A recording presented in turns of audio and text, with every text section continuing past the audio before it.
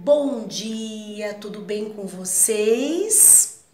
Hoje nós vamos estudar sobre genética e hereditariedade, ideias de Mendel. Então vamos lá. Por que os filhos são parecidos com os pais? Por que gatos geram sempre gatinhos e não cachorros, por exemplo? A semelhança entre pais e filhos foi explicada de várias maneiras. Foram muitas as teorias elaboradas e esses estudos deram origem à genética, que é a ciência responsável pelo estudo da hereditariedade, ou seja, da transmissão das características hereditárias. A genética envolve o estudo dos mecanismos de divisão celular, observação de cromossomos, genes, DNA, compreensão de como essas características se expressam e são transmitidas pelas gerações. Primeiro a gente vai ver alguns conceitos, Palavras que a gente vai usar muito daqui para frente. A primeira delas é o gene. O que é um gene? É uma unidade hereditária presente nos cromossomos. O que são cromossomos homólogos? São os cromossomos que formam cada par, resultante da fecundação.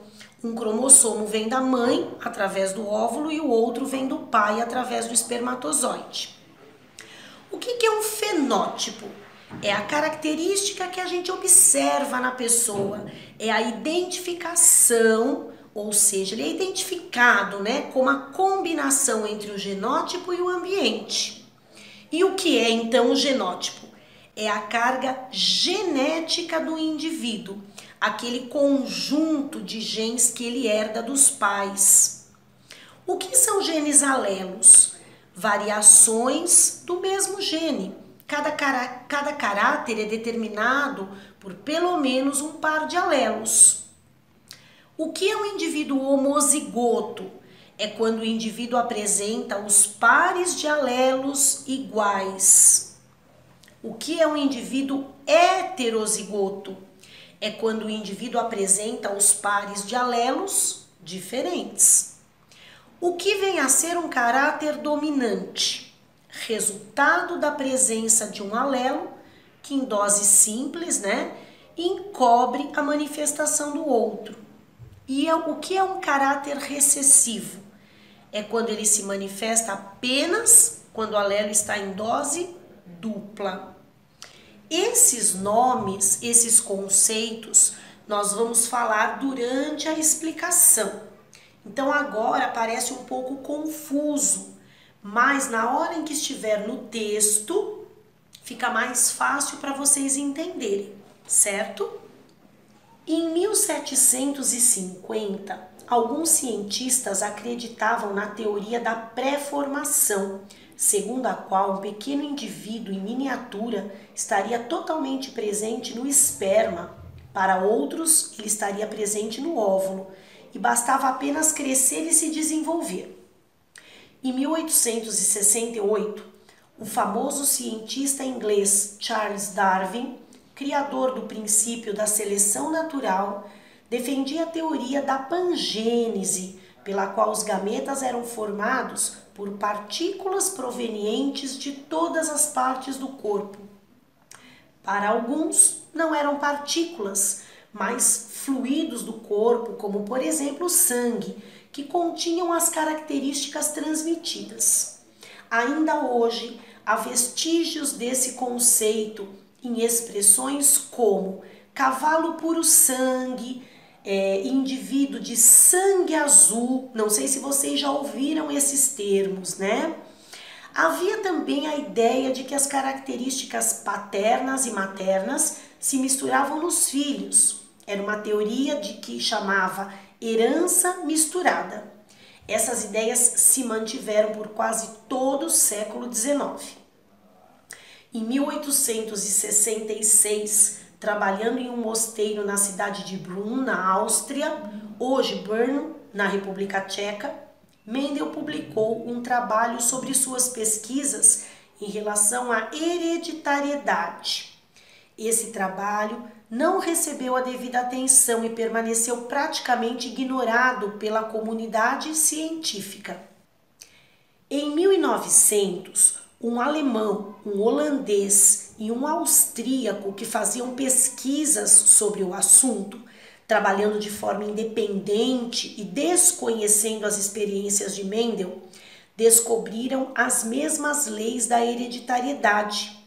Quando consultaram a literatura especializada, verificaram que ele já tinha antecipado suas conclusões 34 anos antes. Uma das razões do sucesso de Mendel foi o material escolhido para suas pesquisas, a ervilha. Esse vegetal apresenta uma série de vantagens. É de fácil cultivo, produz muitas sementes e, consequentemente, grande número de descendentes.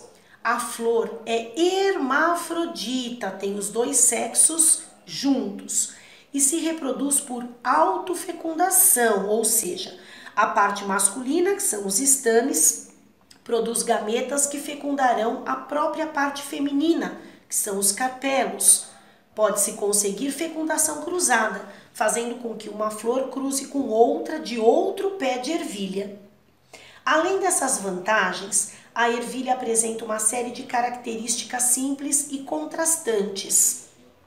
A cor da semente é amarela ou verde, sem tonalidades intermediárias.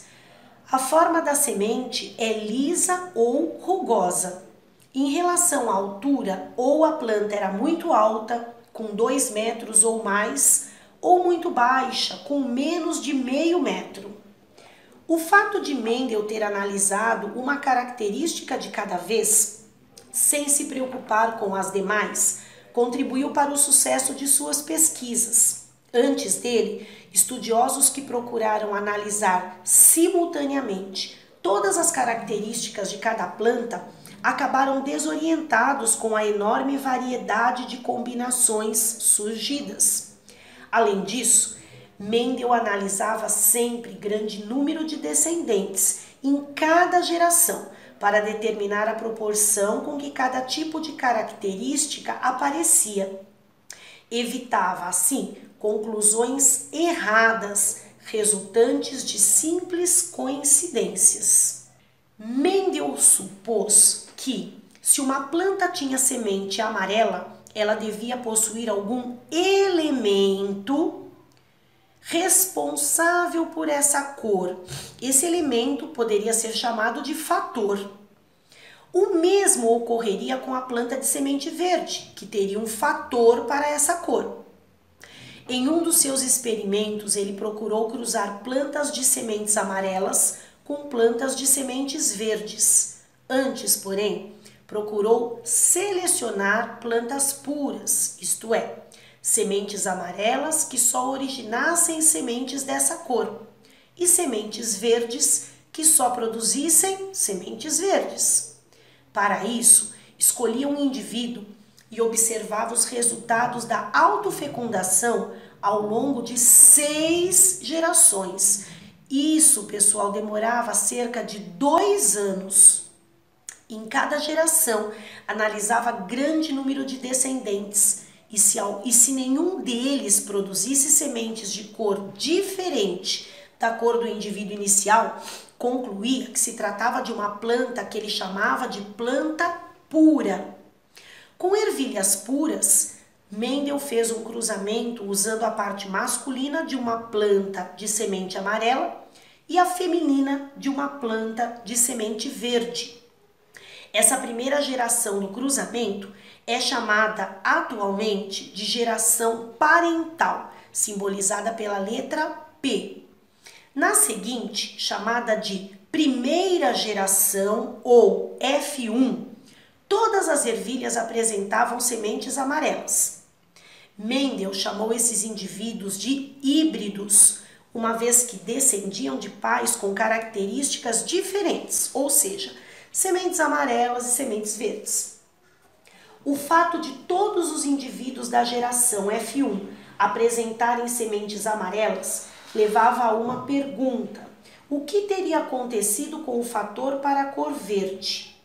A resposta surgiu quando Mendel realizou a autofecundação de um desses indivíduos híbridos de semente amarela e analisou as plantas resultantes, ou seja, a segunda geração, ou F2. Cerca de 75% ou 3/4 de sementes amarelas e 25% ou 1/4 de sementes verdes. Quer dizer, uma proporção média de 3 sementes amarelas para uma verde. A proporção exata foi de 6.022 amarelas para 2.001 verdes, o que dá uma relação de 3 amarelas para uma verde. Olha só a quantidade de sementes envolvidas aí no processo. O aparecimento de sementes verdes permitiu a Mendel concluir que o fator para a cor verde não tinha sido destruído, apenas não se manifestava na presença do fator para a cor amarela. Com base nisso, resolveu considerar dominante a característica ervilha amarela e recessiva a característica ervilha verde. Olha como agora aqueles conceitos do início da aula começam a se encaixar de forma mais clara. Notamos várias características alternativas na ervilha. A superfície da membrana pode ser lisa ou rugosa, sendo o caráter liso dominante sobre o rugoso. A cor da flor pode ser branca ou púrpura, sendo o caráter púrpura dominante sobre o branco. Todos os casos estudados por Mendel confirmam o que foi visto para a cor da ervilha. A geração F1, resultante do cruzamento entre 2 indivíduos puros, um dominante e o outro recessivo, tinha a característica dominante. A geração F2 apresentava uma proporção média de 3 dominantes para 1 recessivo. Os resultados de Mendel podem ser explicados com as seguintes hipóteses. Primeira, cada organismo possui um par de fatores responsável pelo aparecimento de determinada característica. Segundo, esses fatores são recebidos dos indivíduos paterno e materno. Cada um contribui com apenas um fator de cada par. Terceiro, quando um organismo tem 2 fatores diferentes, pode ocorrer que apenas uma das características se manifeste, que vai ser a dominante, e a outra não apareça, chamada recessiva. Quarto, os fatores de um par contrastante não se misturam. Durante a formação dos gametas, os fatores aparecem em dose simples, ou seja, cada gameta possui apenas um fator. Como vimos na experiência de Mendel, por exemplo, o gameta possui ou o fator para o amarelo ou o fator para o verde. Essa última conclusão ela foi conhecida como primeira lei de Mendel, ou lei da segregação de um par de fatores, ou ainda lei do monohibridismo, uma vez que ela se aplica ao estudo de híbridos em relação a apenas uma característica. É costume enunciá-la assim: cada caráter é condicionado por um par de fatores que se separam na formação dos gametas, nos quais ocorrem em dose simples. Com base nos conhecimentos atuais sobre meiose, cromossomos e genes, podemos interpretar as conclusões de Mendel e explicar em nível celular e até molecular como suas leis são válidas, embora não se apliquem a todos os tipos de herança. As células do corpo da maioria dos organismos são diploides, simbolizada por 2N, ou seja, nelas os cromossomos ocorrem aos pares. Há 2 cromossomos de cada tipo. Os cromossomos de um mesmo par possuem o mesmo tamanho e a mesma forma. São chamados de cromossomos homólogos. Olha lá, voltando nas definições do início da aula. O lugar em um cromossomo onde um gene está situado é chamado locus gênico. Cromossomos homólogos possuem genes que atuam nas mesmas características, por exemplo, a cor da semente ou a forma da vagem. Mas em cromossomos homólogos pode haver formas ou versões diferentes de um mesmo gene, chamadas alelos. Assim, em um cromossomo pode haver um alelo do gene para a cor da semente que determina a semente amarela. E no locus correspondente do outro cromossomo homólogo, pode haver um alelo que determina a semente verde. Como vimos, embora controlem o mesmo tipo de característica, os alelos podem ter efeitos diferentes. Vamos ver mais um exemplo. Na ervilha existem 7 pares de cromossomos homólogos. Em um desses pares está o gene que determina a cor da flor. Um dos cromossomos pode ter o alelo que determina a cor púrpura e o seu homólogo pode ter alelo que determina a cor branca. Por convenção, usamos a letra inicial do caráter recessivo, o branco nesse caso, para denominar os alelos. O alelo responsável pela característica dominante é indicado pela letra maiúscula e o responsável pela recessiva pela letra minúscula. Assim, o alelo para a flor púrpura é chamado de Bzão e o alelo para a flor branca de Bzinho. Em outro par de cromossomos homólogos estão, por exemplo, os alelos responsáveis pela forma da semente. Como o caráter liso é dominante, o alelo para rugoso é errinho e o alelo para liso é errão. De modo semelhante, o gene para a cor da semente possui 2 alelos, Vzão para a cor amarela e Vzinho para a cor verde. O indivíduo puro ou homozigoto para determinado caráter apresenta o mesmo alelo nos 2 cromossomos do par de homólogos e o indivíduo híbrido ou heterozigoto possui alelos diferentes. Devemos lembrar que estamos considerando apenas um gene do cromossomo, mas cada cromossomo pode conter milhares de genes que atuam em muitas características. O conjunto de genes que o indivíduo possui em suas células é chamado de genótipo. O conjunto de características morfológicas ou funcionais do indivíduo é o seu fenótipo. Para a cor, se a ervilha apresentar 2 alelos Vzão no par de homólogos, seu genótipo será Vzão, Vzão. E o fenótipo será ervilha amarela. Se apresentar 2 alelos Vzinho, terá genótipo Vzinho, Vzinho. E o fenótipo ervilha verde. Caso apresente o alelo Vzão em um cromossomo e Vzinho no outro, terá genótipo Vzão, Vzinho. E fenótipo ervilha amarela, uma vez que o alelo para a cor amarela é dominante. Seu efeito se manifesta da mesma forma, tanto no homozigoto como no heterozigoto.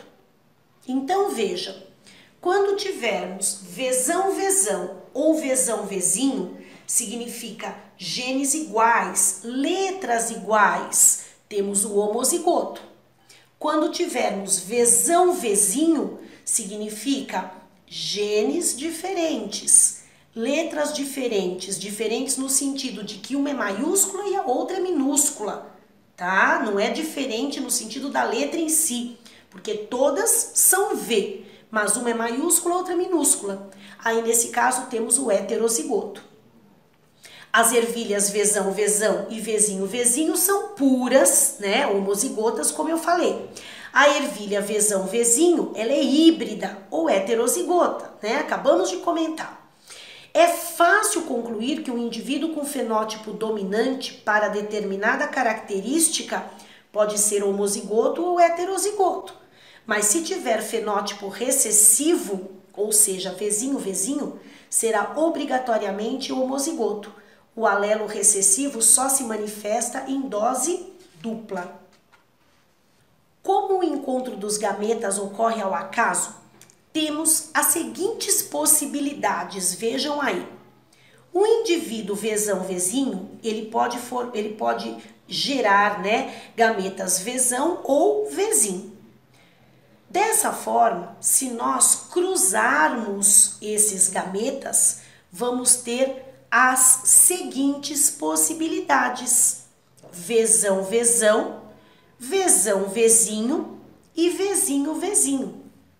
Assim, como percebemos aí nos esquemas, vistos, Mendel observou em seus cruzamentos entre plantas híbridas ou heterozigotas que, das plantas resultantes desses cruzamentos, uma em cada 4 produzia sementes verdes, ou seja, 25%. As outras, 75%, produziam sementes amarelas, certo? Depois, nós vamos exercitar isso tudo na parte prática, na parte com problemas, Então, vocês vão conseguir entender melhor. Agora, talvez fique um pouquinho confuso, mas daqui a pouco vocês vão ver que é muito simples e muito fácil. Essa aula, ela foi carregada de teorias. Quando a gente passar isso para os exercícios, isso vai ficar mais claro para vocês, ok? Bom, paramos por aqui. Na próxima aula a gente vai ver a aplicação das ideias de Mendel, como colocar isso nos probleminhas e resolver, certo? Beijo grande para vocês e até a próxima aula.